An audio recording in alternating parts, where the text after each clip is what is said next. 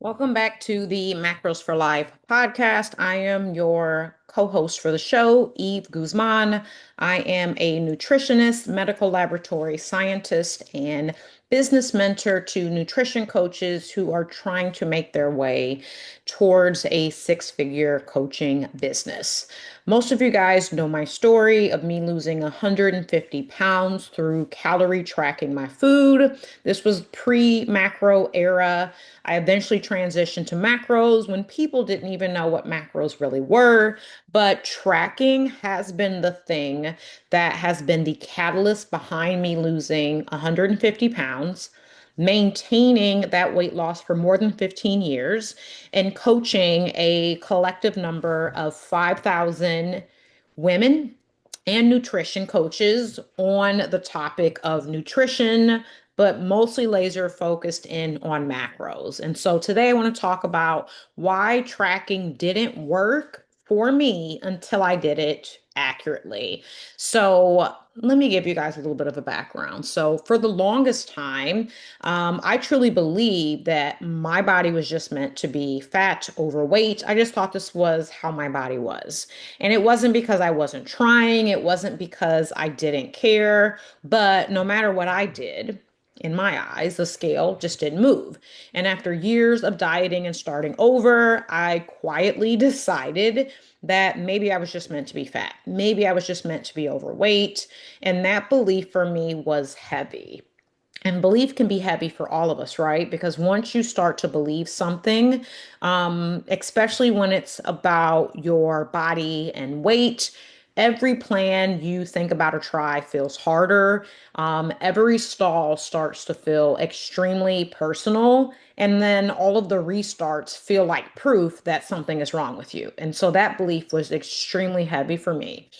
But I want to talk about the moment that that belief cracked and why tracking accuracy and not willpower changed everything for me. So, when I first started to lose weight, I ate healthy, quote marks in the air. I exercised, and mind you, this was hard for me. I was almost 300 pounds. I wore a size 24 in women. And when I would step my foot out to like do a lunge, the depth that I went was about 3 inches. Climbing the stairs left me out of breath. Everything was hard. And so I tried my hardest to be disciplined, but things did not change, at least not right away. And when things weren't changing, and that was where I felt stuck for long enough, you stop asking questions and start assuming and assigning meaning to things. And so I was telling myself, like, maybe I am just so overweight, my metabolism doesn't work. My body is resistant to fat loss. I'm doing something wrong, and everyone else just knows something I don't. And what I didn't understand at the time was that effort didn't always equal accuracy for me, but I was trying hard. But at the same time, you guys, I was just guessing. And so part of the guessing game for me was like eyeballing portions. I trust all the labels I read. I assumed that close enough was good enough. And so I would eat clean, healthy, whatever, all day. And then sometimes I would be hungry at night and snack. And I would use vegetable oil, olive oil, butter without measuring, mayonnaise, God, peanut butter. And I'd underestimate portions because I wanted to believe I wasn't eating that much. It didn't feel like that much. Like I wasn't walking around stuffed. And those things, like, they're just human, right? Like, who doesn't have a couple of crackers and doesn't want to track them, some chips, a bite of cheese, or whatever? But the truth that changed everything for me is that weight loss doesn't respond to intention. I was intent and set on losing weight and eating healthy, but weight loss does not respond to that. It responds to intake and it responds to us being in a calorie deficit. And I wasn't in one, at least not consistent enough to lose weight. And I didn't really know how far off I was until I stopped guessing. And stopping guessing for me was tracking my food. And it started with a little book. I actually have it here if you guys end up seeing this on video. The Calorie, Fat, and Carbohydrate Counter 2007. I would look up in this little book that I'm flipping through the mayonnaise, the bread, the cheese, the meat for like a deli, sandwich or whatever. And I would write everything down in a journal. And today we're spoiled because all of these apps add everything up for us. But suddenly, it didn't even take long. It took 2 days, probably not even 2 days. I finally saw what was actually happening instead of what I hoped was happening. I was not eating in a calorie deficit. I saw all the spots where calories were just kind of being snuck in by me.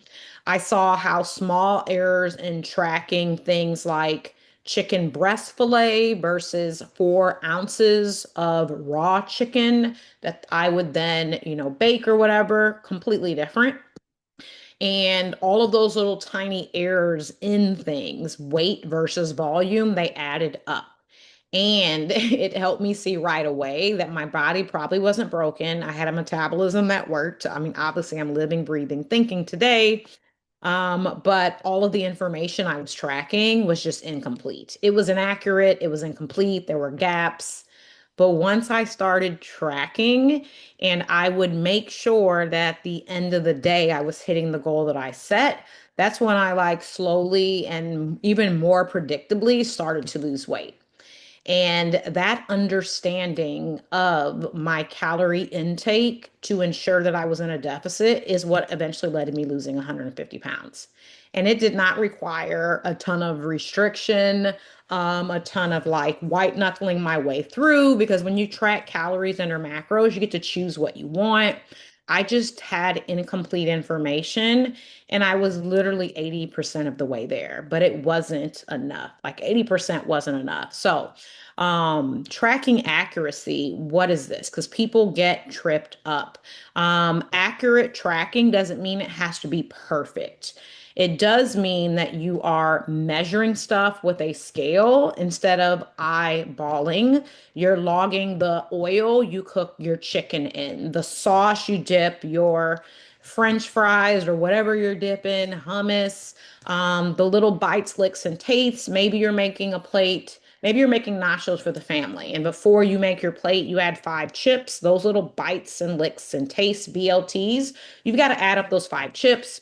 Being honest on weekends when you have a breakfast croissant out and you know that it's probably like 23 grams of fat and not putting in something lower. Social meals accounting for butter when they cook on a steak, knowing that the mashed potatoes at the restaurant have way more good tasting calories than ones that you have at home. And then also starting to track when it's uncomfortable. Accuracy is not about being strict. Accuracy is not about perfection, but it's really about giving your tracking clean, like real data. Like you just need to have the real numbers because when your data or your numbers are honest, your adjustments can be super specific. And when you clearly see that you're eating too much, you don't over adjust because you have to basically go, well, I ate too much. There's nothing to change. Let's just try again. And so there's less panic. There's not as many extremes. You stay calm. You just use the numbers as feedback. And that's when tracking gets easier. It's freeing. It's flexible. It's not exhausting. I mean, I can track all of my meals all day in less than 6 minutes. So about 2 minutes per meal. It's just a 2 minute pause. But I feel so free because I know exactly what I'm eating and how everything is working. And so once I understood that the accuracy was what I needed, everything changed. Most people are not losing weight because they're not in a deficit. You always start with nutrition and fitness first before we start talking about hormones. You guys know I'm a hormone coach. I certify nutrition coaches to read labs, order lab tests, all of that. I am a medical laboratory scientist, but it's all about ins and outs. How much are you taking in with nutrition? How much is going out? What are you burning with exercise? And so anytime I hit a plateau, I wasn't even taking it personal anymore because science is science. Like the science is not going to lie. The adjustments weren't emotional. And I stopped failing. I stopped feeling like I was failing. I broke all of those heavy beliefs. But tracking, even though it took like a learning curve in like the first week, it didn't make the journey harder for me. It just gave me clarity on what to do and what not to do.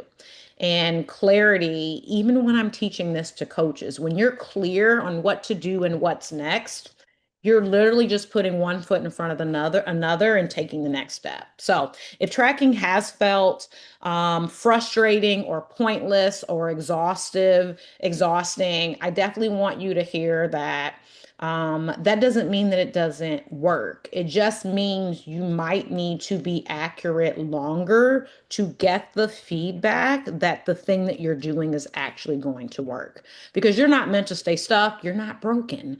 You just deserve better information, and you get that by investing in yourself with tracking. And that's where everything starts. So if you guys need to, get kind of brought up on how to actually track macros, check the show notes. There is a free how to track macros guide. Also at Macro University, we do one-on-one nutrition coaching. I tag team it with my head coach, Heather. It's an amazing program. We've helped 3,000 people since 2014. But if you have a friend who is tracking or attempting to track macros and says macros doesn't work for them, share this podcast with them. They're probably experiencing some inaccuracies. And if they get those handled, I'm sure they're going to start seeing their goals. All right, I'll see you guys on the next podcast.